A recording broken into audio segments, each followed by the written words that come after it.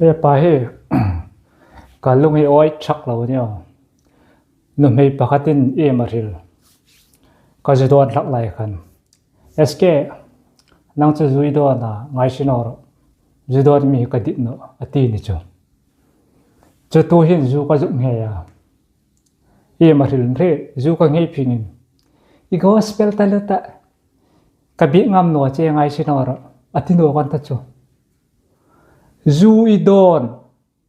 judon mi ka dit no ati tun zu ka ngei ka hin sim thapingin I gospel taluta